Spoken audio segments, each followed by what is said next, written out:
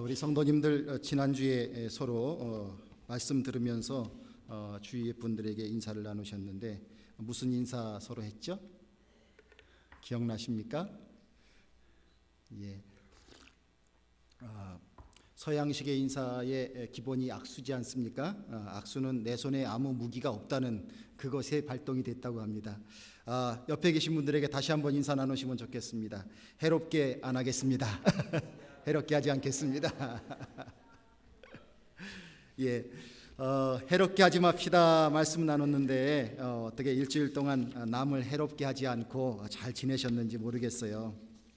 우리가 지금보다 더 나은 세상을 원하고 또 우리 자녀들에게 그런 세상을 주기 위해서는 반드시 이대로 좋다 하는 것이 아니라 하나님의 뜻에 따르는 변화가 필요한 줄로 믿습니다. 그러기 위해서 우리가 해롭게 하지 말자 하는 첫 번째 말씀을 나누었습니다. 자, 오늘은 이제 두 번째 말씀을 나누고 싶습니다. 한번 따라 하십시오. 착한 일을 하세요. 착한 일을 하세요. 예, 아주 쉽죠? 예, 착한 일 하시면 됩니다. 여러분들은 스스로를 착한 사람이라고 생각하십니까? 어떠세요? 아닌 것 같아요? 제가 생각할 때는 우리 성도님들 다 착하신 분들 같아요. 근데 요즘 세태가 좀 이런 모습이 있습니다. 여러분들 착한 사람을 선호하는 세상인 것 같습니까? 아니면 유능한 사람을 선호하는 세상인 것 같습니까? 좀 그런 면이 있는 것 같죠? 제가 이렇게 좀 질문을 드리면 좀 느낌이 확 찾아오실 거예요. 남 잘 도와주는 사위가 좋습니까? 아니면 좀 성질은 괴팍해도 돈 잘 벌어오는 사위가 좋습니까? 어떤 사위가 더 좋으십니까? 사위가 없어서 모르시겠어요? 사람 마음이 좀 이렇게 자꾸 끌리는 거죠. 윤리적으로 분명히 문제가 있는데 당신이 맡은 분야의 일만 잘한다면 그냥 우리가 눈 찔끔 감고 봐주겠다, 이런 마음들을 갖습니다. 나라의 대통령으로 세울 때에도 경제가 너무 어려우니까 내가 대통령 되면 정말 경제를 잘 살려보겠다, 뭐 이런 식으로 설득을 하면 많은 유권자들이 거기에 넘어갑니다. 넘어가서 찍어주고 한번 믿어주고, 그런데 또 그 결과는 결코 그렇게 만족스럽지 않고 오히려 뒷수습을 한동안 해야 되는 이런 고초들을 이 나라 저 나라 할 것 없이 많이 겪고 있는 현실 속에 살고 있습니다. 한번 광고가 나왔는데 좀 너무 떠들썩하게 화제가 될 만한 광고가 하나 나왔습니다. 어느 교회에서 목사님을 새로 청빙을 하는 겁니다. 그 교회가 원하는 목사님의 조건이 이렇게 쭉 있었는데 거기에 마지막 단서에 뭐가 하나가 붙었냐면 우리 교회 담임 목사님 되시는 분은 사모님도 이뻐야 합니다. 이런 그 조항이 붙었습니다. 물론 용감한 자가 미인을 얻는다고 하는데 왜 그런 게 붙었는지 모르겠습니다. 저는 그 생각을 하면서 예수님도 그 교회 담임 목사님은 되실 수가 없겠구나. 왜냐하면 예수님은 결혼을 안 하셨으니까 당연히 그 교회 담임 목사님이 될 수가 없습니다. 그런 분을 본인 교회의 담임 목사님으로 모시겠다고 그것도 광고를 냈다 이겁니다. 왜 사람들의 생각이 거기까지 가야 하고 그것이 밖으로 표출이 돼야 할까요? 이 세태가 어떻게 흘러가는 것인지, 마냥 좋은 것이 좋다고만 생각해야 하는 것인지, 넋을 놓고 살아서는 안 될 세상 속에 우리가 한 걸음 한 걸음을 걷고 있는 것이 분명한 줄로 믿습니다. 여러분들, 제가 뭘 잘해서 이걸 하자 이러는 것이 아니라요, 우리 서로 함께 하나님의 뜻을 이루어가 보자 하는 말씀을 지금 드리는 거예요. 지난 시간에도 서로 해롭게 하지 말자, 이 세상을 더욱더 하나님의 뜻에 합당한 세상으로 변화시키기 위하여, 또한 주님 주신 계명을 이루기 위하여 우리가 실천해야 되는데 그냥 구호로서만 끝나는 것이 아니라 구체적으로 뭔가를 해야 되는데 그 가장 중요한 것 중에 하나가 남을 해롭게 하지 말자는 것을 말씀을 드렸고, 오늘은 우리가 서로 함께 노력해서 착한 일을 좀 하며 살자. 이것을 여러분들 말씀을 기초로 해서 하나님의 마음이 어떤 것인지를 나누고자 합니다. 오늘 특별히 직분자 헌신 예배를 드리는 우리 성도 여러분들, 직분자라는 의미 속에는 하나님의 일을 한다고 하는 조금 더 능동적인 위치에 있는 것을 의미합니다. 그렇게 볼 때에 우리가 이렇게 저렇게 하나님의 일을 많이 감당해야 되겠지만 우리의 살아가는 삶의 모습이, 직분자들의 살아가는 삶의 모습이 정말 주님께서 우리에게 바라시는 대로 착한 일을 하며 살아가는 직분자들 되시기를 주님의 이름으로 축원을 드립니다. 마가복음 12장 31절에 둘째는 이것이니 내 이웃을 내 몸과 같이 사랑하라 하신 것이라 이에서 더 큰 계명이 없느니라 말씀하고 계십니다. 감리교 창시자였던 요한 웨슬레 목사님도 이 주님의 말씀에 크게 감동을 받으셨습니다. 그래서 주님의 이웃을 사랑하라고 하는 이 책임, 그리스도인의 책임에 대하여서 깊이 통감했습니다. 주변에 있는 가난한 사람들, 어린이들, 막노동자들, 죄수들, 억울한 사람들, 사회 속에서 보호가 필요하고 도움이 필요한 많은 사람들이 있는 그 현장이 눈에 들어왔습니다.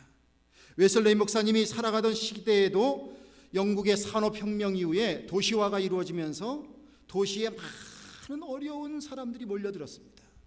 왜 그 시골에서 있지 도시로 올라오느냐? 이유가 있습니다. 그나마 도시로 올라와야 연명을 하고 산다는 거예요. 서울이 왜 그렇게 복잡한데 사람들이 모여드느냐? 그래야 뭐라도 일자리를 하나 얻어보겠다는 겁니다. 그래서 모인다는 거예요. 대도시로 모이는 사람들의 심성에는 그런 것이 있는데 그처럼 많은 도움을 받을 사람들이 있습니다. 웨슬레이 목사님 마음속에 주셨던 하나님의 감동은 그들을 향하여 나가는 것이었고 그것이 감리교 운동의 아주 기초적인 사회를 향한 많은 활동의 기초가 되었고 하나님께서 감리교회를 그렇게 세우시기 시작하셨습니다. 오늘날도 우리는 생각해 보게 됩니다. 이 세계에서 가장 힘이 세고 부강한 나라는 어디입니까? 어디라고 생각하세요? 중국이요? 뭐 여기서 살아서 잘 모르신가 본데 미국입니다. 미국. 제가 실감나게 말씀드릴게요. 온 세계의 군대와 미국 군대가 싸워야 전쟁이 돼요. 온 세계의 군대를 합쳐놓고 미국 군대하고 이렇게 싸우면 싸움이 돼요. 근데 그렇게 싸우지 않으면 사실 싸움이 안 돼요. 그럴 정도로 미국이 세계 최고의 강대국입니다. 경제적인 규모, 기술 뭐 할 것 없이 여러 가지 면에서 아직도 미국 따라올 나라는 아무 데도 없습니다. 그런데 미국에 와서 보면서 당장 당황스러운 것이 있습니다. 왜 이렇게 가난한 사람들이 눈에 보이는지, 왜 이렇게 길거리에서 방황하는 사람들이 보이는지, 왜 이렇게 더러운 사람이 보이는 건지. 제가 도서관 가는 걸 좋아하는데 가끔씩 도서관을 가면요, 어떤 분 얼마나 냄새가 나는지 도서관 열람실에 머리가 그냥 막 이렇게 뽀개질 듯이 아파요. 그러면 저 구석으로 도망가야 돼요. 그 냄새를 피하기 위해서. 왜 그런 사람들이 여기 이렇게 존재해야 되는지 이해할 수 없는 모습들이 세계의 최강대국 속에도 있습니다. 물론 옛날부터 가난한 나라도 못 막는다 이런 말을 했지 않습니까? 그런데 주님께서 우리들에게 원하시는 것이 이렇게 돌봄이 필요한 사람들에게 다른 사람이 아니라 바로 주님을 믿는 우리가 그 역할을 감당하라고 주님께서 명령해 주신 줄로 믿습니다. 나라 탓하고 사회 구조 탓하고 어떤 정책 탓하기 전에 우리가 그리스도인이라면 주님께서 우리에게 주신 그 말씀을 신실하게 받아들일 수 있는 우리가 되기를 주님의 이름으로 축원을 드립니다. 예수님은 누가복음 6장 27절에서 28절에 너희 원수를 사랑하며 너희를 미워하는 자를 선대하며 너희를 저주하는 자를 위하여 축복하며 너희를 모욕하는 자를 위하여 기도하라. 선대라는 말은 영어로 do good, 좋은 일을 하라는 거예요.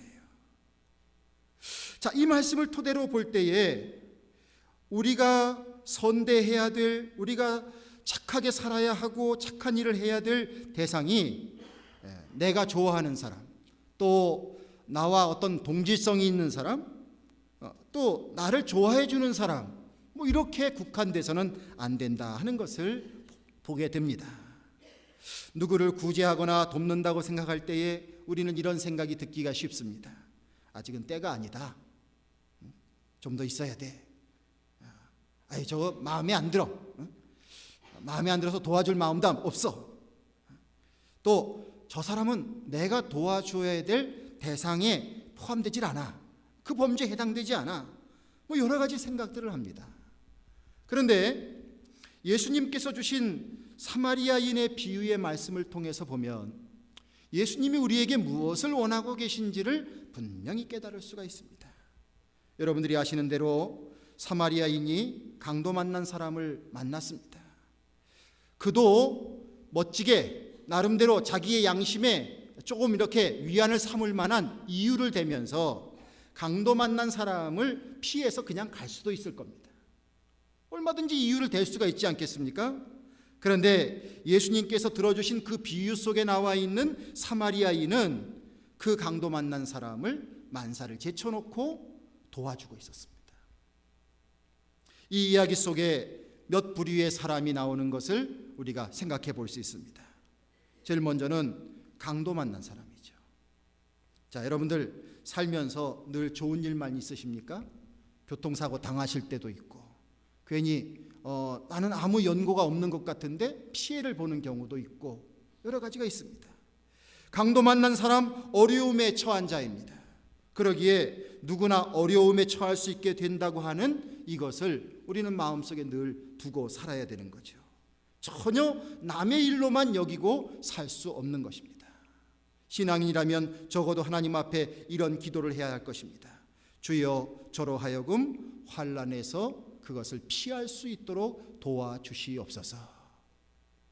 하루의 삶을 시작하면서 여러분들의 집을 나갈 때에 주님 앞에 그러한 기도할 수 있는 성도님들 되시기를 주님의 이름으로 축원합니다.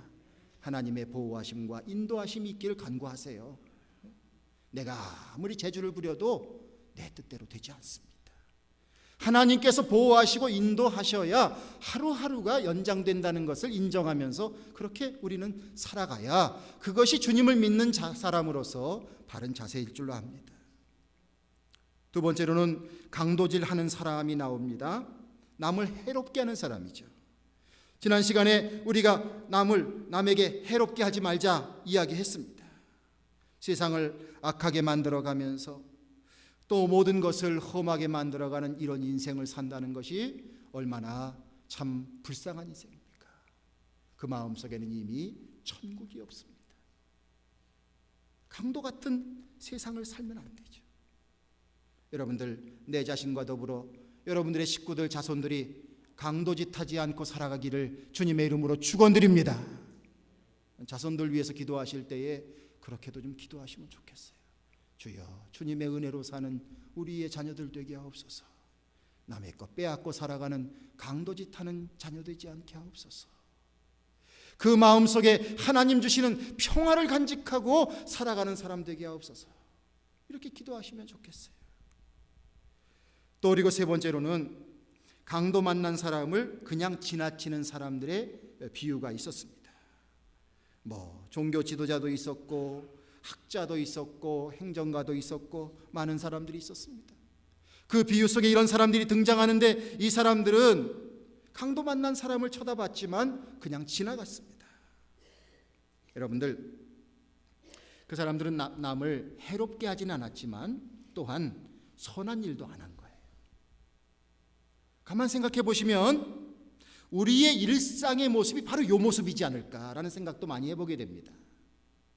남을 해롭게 하지는 않았지만 또 선한 일도 안 한 거예요. 그러면서 내가 무슨 죄가 있느냐 이렇게 생각을 할지 모릅니다. 그러나 여러분들 신앙적으로 바라다 볼 때에는 우리가 선을 행하지 않은 것은 게으른 종입니다. 악하고 게으른 종입니다.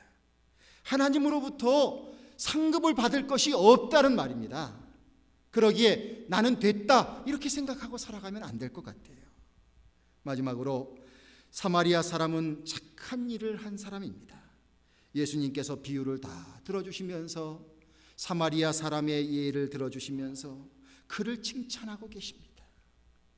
이 사람이야말로 진정한 주님을 믿는 은혜의 사람인 것을 주님께서 인정해 주고 계십니다. 아, 그렇구나. 주님께서 바라시고 원하시는 그리스도의 모습은 바로 이 선한 일을 한 사마리아인과 같은 그런 삶의 태도로 사는 사람이 바로 주님께서 기뻐하는 자이구나 하는 것을 우리가 깨닫게 됩니다. 우리 모두 더욱더 믿음으로 분발해서 이 비유 속에 나와 있는 선한 사마리아인과 같은 주님의 칭찬받는 귀한 성도님들 되시기를 주님의 이름으로 간절히 축원을 드립니다. 마태복음 5장 44절에서 45절에 보면 나는 너희에게 이르노니 너희 원수를 사랑하며 너희를 핍박하는 자를 위하여 기도하라. 이같이 한즉 하늘에 계신 너희 아버지의 아들이 되리니 이는 하나님이 그 해를 악인과 선인에게 비추게 하시며 비를 의로운 자와 불의한 자에게 내리우심이니라. 이렇게 말씀하고 있습니다. 우리는 하나님께 이렇게 고백합니다. 하나님 아버지. 하나님을 아버지라고 부를 수 있다는 것은 곧 우리가 그분의 자녀가 된다는 것입니다. 우리가 신앙으로 주님을 믿고 고백하면서 하나님께서는 우리에게 그런 선물을 주셨습니다. 그런데 세상은 몰라요, 그거를. 내가 하나님의 아들인지 내가 하나님의 딸인지 그냥을 모른다 이겁니다. 이 세상 사람들이 우리가 하나님의 아들이요 하나님의 딸인 것을 알게 되는 방법이 무엇이냐면 주님께서 가르쳐 주신 대로 원수 사랑까지를 해야 된다는 거예요. 그 다음에 핍박하는 자를 위해서도 기도할 수 있어야 된다는 겁니다. 자, 쉽습니까? 어렵습니까? 어렵죠? 예. 되로 받고 말로 주려고 하는 것이 우리들의 심성일 수 있습니다. 그런데 분명히 주님께서 말씀하셨습니다. 우리가 그렇게 원수를 사랑하게 되고 핍박하는 자를 위해서 기도하게 될 때에 우리가 하나님의 자녀됨이 드러나게 된다. 결국 전도는 이렇게 이루어지는 것 같아요. 다른 많은 방법이 있겠지만 우리의 살아가는 삶의 모습을 통하여 우리가 하나님의 자녀됨이 드러나게 될 때에 그것이 선한 영향력으로 나타내게 될 줄로 믿습니다. 하나님의 아들이라면, 하나님의 딸이라면, 하나님의 자녀라면 당연히 자녀는 부모의 속성을 간직하게 되어 있습니다. 어떤 분이 저를 보고서 제 아버지하고 똑같다고 얘기를 해요. 제 마음속에 저희 아버지의 모습이 100% 제가 만족스럽지 않을 수도 있겠죠. 그러나 제가 어떤 분이 제가 아버지 닮았다고 그러면 그건 좋은 일입니까? 나쁜 일입니까? 좋은 일이죠. 아버지 아들이 아버지를 안 닮으면 어떻게 합니까? 닮아야죠. 중간에 무슨 사연이 있는 것 아닌 이상은 닮아야죠. 자, 우리 안에 하나님의 성품이 묻어나게 됩니다. 그런데 우리 하나님이 어떤 분이시냐면 하나님께서는 우리가 생각하는 원수에게까지라도 해와 비를 주시는 분이십니다. 그들도 살아가게 하시는 분이 하나님이십니다. 기회를 주시는 거예요. 회개할 기회 주시고 하나님을 발견할 기회를 주시고 개과천선할 기회를 주시고 기회를 주시는 거예요. 자기가 잘나서 사는 것이 아니라 하나님께서 자꾸 기회를 주시는 거예요. 이것이 바로 하나님의 성품입니다. 이것을 생각해 보면서 내 자신을 생각해 보면 부끄러울 때가 많이 있습니다. 우리는 어떤가?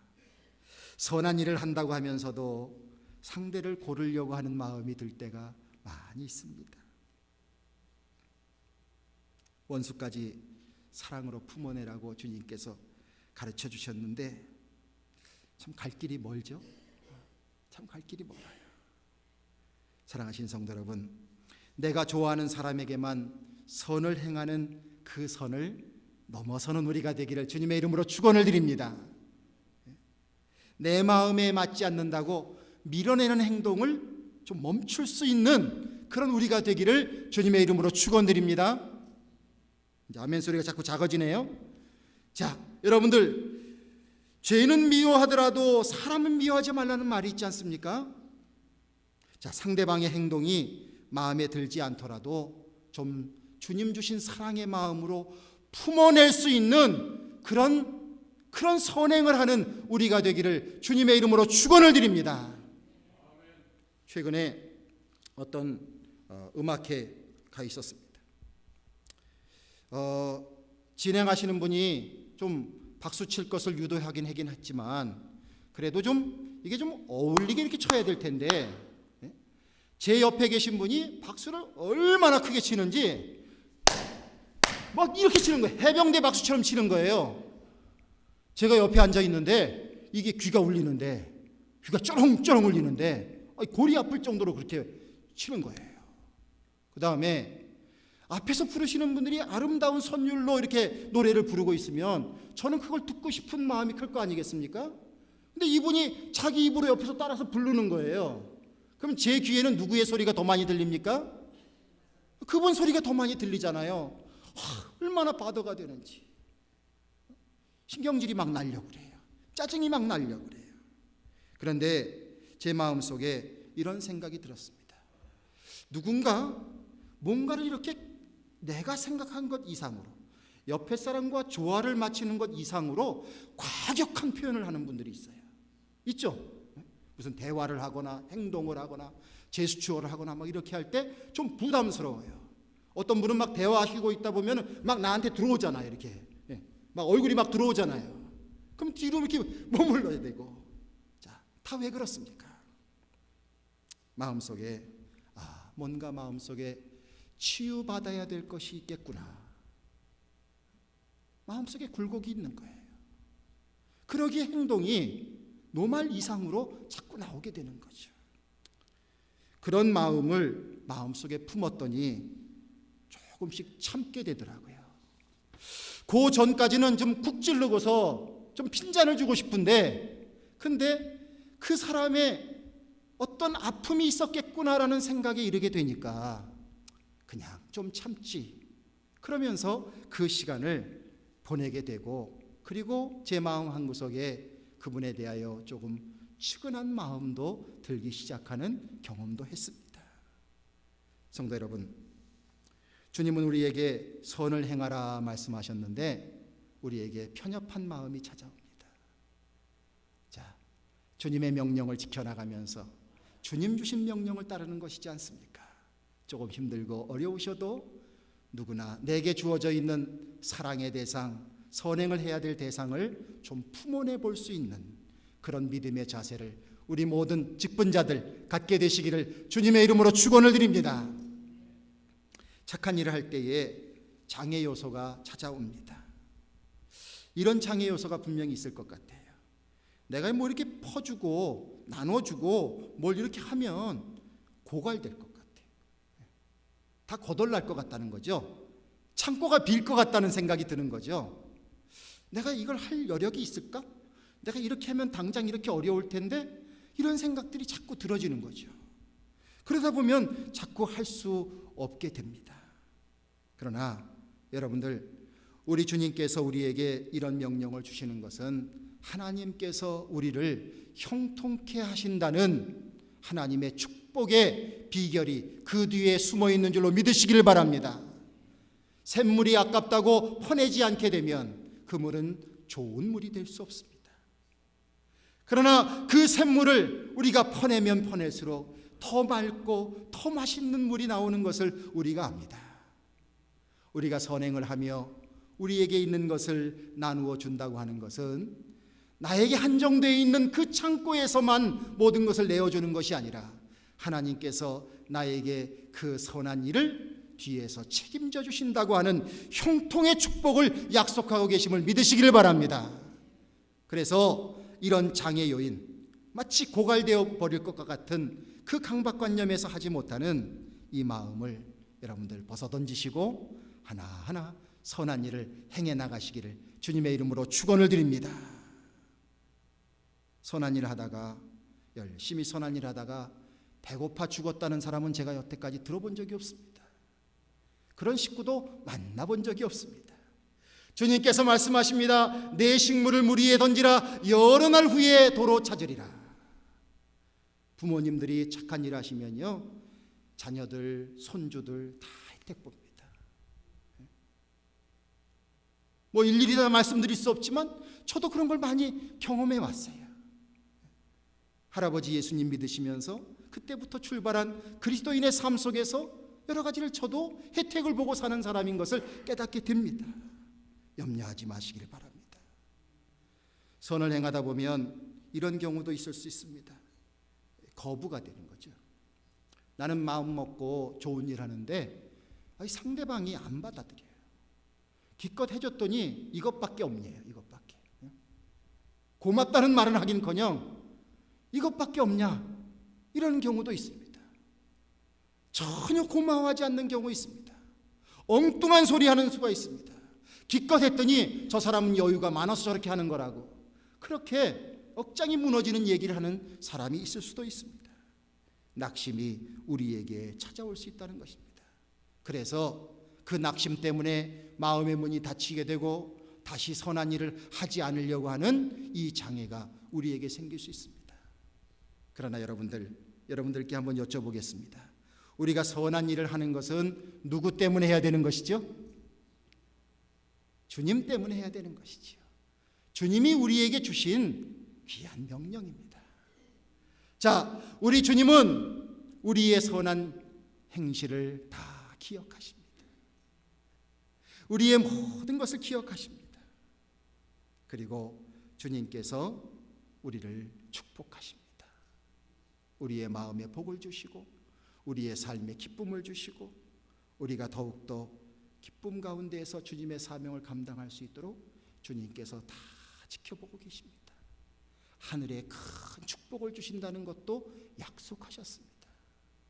선한 자에게 그 끝이 아름답고 귀하게 해주시겠다고 하는 약속을 주시고 또 주셨습니다. 그러기에 여러분들, 혹시 낙심되는 일이 생기더라도 거기서 머물지 마시고, 그건 인간을 바라보기 때문에 낙심이 생기는 것이거든요. 주님 바라보고 주께서 내게 베푸신 은혜만 생각하면서 믿음으로 잘 극복해 나가게 되시기를 주님의 이름으로 축원을 드립니다. 또 한 가지 장애물은 무엇이냐면요, 나라고 하는 존재에 대한 인식이에요. 요즘 세상은 상업주의가 교묘하게 들어가 있게 되면서 자꾸 이런 메시지를 우리에게 줍니다. 다른 사람은 다 잊어버려라. 너 자신을 생각해. 내가 중요해. 너 자신을 위해서 해. 자꾸 이런 식으로 모든 것을 우리를 자극합니다. 그러면서 물건도 사게 하고 뭐 어떻게 하게 하고 이렇게 하게 하고 저렇게 하게 하고 다 우리를 자극합니다. 나 중심적인 세계관이 자리 잡게 되면서 하나님의 자녀로서 가져야 될, 하나님의 자녀로서의 갖는 마땅한 가치관을 우리가 잊어버리고 살아가게 됩니다. 자아중심주의, 이기주의가 있게 될 때에 결국은 선을 행하지 못하는 것이죠. 나 쓰기도 바쁜데 무슨 선행을 해? 나 혼자 살기도 바쁜데 무슨 선행을 해? 이런 생각들을 갖고 살아갈 수 있는 세태가 오늘의 세태입니다. 참 큰 장애물입니다. 예수님께서는 우리들에게 주님의 삶의 모습을 보여주십니다. 마지막 십자가를 앞두고서 주님 앞에 하나님께 기도하시면서 예수님의 기도는 이렇게 이어집니다. 아버지여, 할 수만 있거든 이 잔을 제게서 면하게 하옵소서. 그러나 저의 원대로 마옵시고 아버지의 뜻대로 하옵소서. 자신을 포기하는 것입니다. 선한 일을 하려면 내 자신이 포기돼야 합니다. 그런데 포기되면 모든 것을 잃어버린다고 세상은 가르쳐 줍니다. 그러나 그렇지 않습니다. 어느 누군가의 희생에 의해서 우리는 지금 이 자리에 있습니다. 아버지, 어머니, 형제들, 누군가의 희생에 의해서 이 자리에 있습니다. 신앙적으로도 누군가의 희생과 헌신과 순교에 의해서 우리가 이렇게 복음의 은총을 입고 있습니다. 나를 포기하는 것은 어리석은 일이 아니라 위대한 사랑의 승리입니다. 가정의 식구에서 어머니가 자식을 위해서 많은 삶을 포기하시는 것을 가지고 어느 누가 어머니가 어리석다고 말합니까? 오히려 그 마음속에 영원한 사랑이요 영원한 존경받을 분이 바로 헌신하는 어머니의 모습입니다. 철저한 자기 포기가 있게 될 때에 그것을 통해서 아름다움이 만들어집니다. 결국 내 자신을 포기하는 것은 나의 자아의 가치가 실현되는 것이고 그리스도의 제자다운 모습을 갖추는 것입니다. 내가 내 자신을 포기하게 될 때에 우리 주님께서 우리를 세워주십니다. 내 스스로 나를 세우는 것이 아니라 우리 주님께서 우리를 세워주십니다. 이것을 믿고 여러분들 어려움을 잘 극복해 나가는 우리가 되어야 될 줄로 믿습니다. 예수님은 누가복음 22장 27절에서 나는 섬기는 자로 너희 중에 있느니라 말씀하셨습니다. 바울은 로마서 12장 9절 10절 13절에서 사랑엔 거짓이 없나니 악을 미워하고 선에 속하라. 형제를 사랑하여 서로 우애하고 존경하기를 서로 하며 성도에 쓸 것을 공급하여 손대접하기를 힘쓰라 말씀하셨습니다. 자, 누군가 나의 선행으로 인하여 도움을 받는 사람이라고 하면 그 사람은 자존심이 있을까요? 없을까요? 자, 가난한 사람도 자존심이 있을까요? 없을까요? 예. 홈리스도 자존심이 있을까요? 없을까요? 예. LA 갔는데 제 친구 목사님이 한국인인데 홈리스이신 분이 한 분이 계셨어요. 그분에게 아침 식사하라고 돈을 줬어요. 그랬더니 이분이 나중에 거스름 돈을 가지고 왔어요.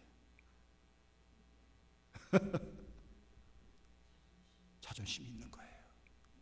20불짜리를 줬더니 나는 아침 식사 이거면 된다고 자기가 쓸 걸 쓰고 나머지를 도로 가져왔어요. 예수님께서 나는 섬기는 자로 너희 중에 있느니라. 자칫 우리가 선한 일 좀 한다고 내 자신이 높은 고자세에 있을 수 있게 됩니다. 마치 내가 무슨 선택을 할 수 있는 그런 위치에 있는 사람인 양 생각이 들 때가 있습니다. 그러나 이런 모든 것은 하나님 앞에 영광이 되지 않습니다.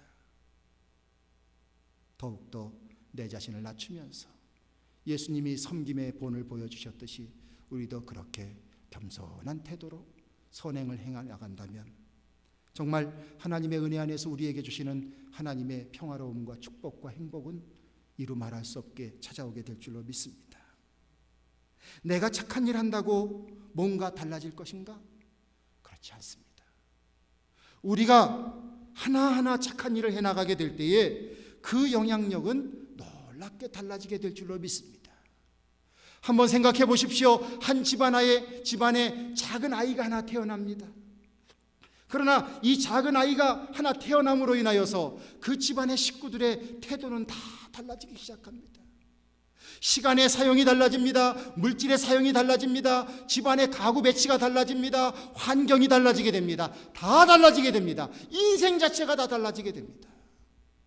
여러분들, 하나님의 은혜로서 하나님 은혜 안에서 선한 일을 하겠다고 그 안에서 마음이 열려진 사람 하나하나가 생겨지게 될 때에 하나님은 역사하십니다.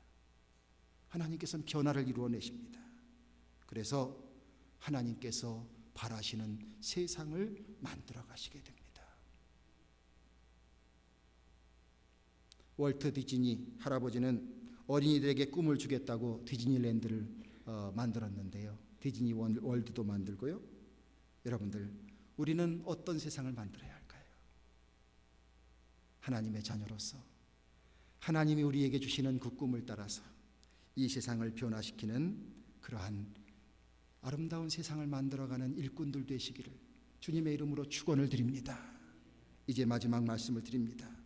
사도행전 10장 38절에 하나님이 나사렛 예수에게 성령과 능력을 기름 붓듯 하셨음에 저가 두루 다니시며 착한 일을 행하시고 마귀에게 눌린 자를 고치셨으니 이는 하나님이 함께 하셨습니다. 할렐루야. 우리가 아무리 선한 일을 하고 싶어도 내 능력으로는 모자랍니다. 부족합니다. 한계가 있을 수밖에 없습니다. 예수님에게 하나님 부어주시는 성령의 능력이 함께 했을 때 예수님이 두루 다니시면서 착한 일을 행하셨다고 말씀했습니다. 여러분들, 성령의 도우심 사모하는 우리 모두가 되길 간절히 원합니다. 한번 따라 하십시오. 하나님, 저에게 성령을 부어주셔서 착한 일 마음껏 하게 해주세요. 예수님의 이름으로 기도합니다. 할렐루야. 올 한 해 동안 우리가 주님의 사랑을 실천해야 하는데 이렇게 내 주위에 있는 여러 사람들을 향해서 어려운 사람들 도와주고 또한 곤고한 사람들을 위로해주고 또한 나하고 등졌던 사람들 찾아가게 되고 그들을 향하여 따뜻한 마음을 보여주고 우리가 해야 될 일들이 너무나 많습니다. 주님의 은혜 안에 우리 모든 믿음의 직분자들 그리고 우리 성도님들 착한 일 많이 하셔서 하나님께 칭찬받으시는 그런 귀한 성도님들 되시기를 주님의 이름으로 축원을 드립니다. 기도하겠습니다. 아버지 하나님, 오늘 저희들에게 귀한 말씀 주신 것 감사합니다. 말씀을 대할 때 너무나 부끄럽고 죄송하고 그동안 헛살아온 모습이 많았던 것을 생각나면서 주여 너무나도 부끄럽기 짝이 없습니다. 그러나 주님, 저희들에게 기회를 주시고 깨닫게 하여 주시고 다시 한번 용기를 주시며 주께서 함께 하시겠다고 약속해 주시는 줄로 믿습니다. 예수님의 마음이 무엇인지를 우리들에게 보여주셔사오니 주님, 구원의 은혜를 입고 믿음의 은혜를 입은 저희들로서 주님 사명 잘 감당해 나갈 수 있는 우리 모든 믿음의 직분자들 되게 하시고 성도님들 되게 하여 주시고 우리 모두 되게 하여 주시옵소서. 정말 선함을 드러냄을 통하여서 하나님의 자녀됨이 세상 속에 나타나게 하여 주시고 주여 그 과정을 통하여 주여 주님을 모르고 살아가는 불쌍한 영혼들이 구원받는 역사가 있게 하여 주시고 아버지 하나님, 조금만 도와주면 다시금 소생할 많은 사람들에게 꿈과 희망을 줄 수 있는 그런 귀한 도구가 되게 주여 사용하여 주시옵소서. 우리 교회를 더욱더 축복하시고 은혜 베풀어 주셔서 사랑이 넘치는 교회 되게 하여 주시되 이렇게 선한 일을 통하여서 주여 더욱더 많은 선행을 할 수 있는 교회의 모습이 될 수 있도록 저희들 지켜주시고 성령님으로 충만케 채워주시옵소서.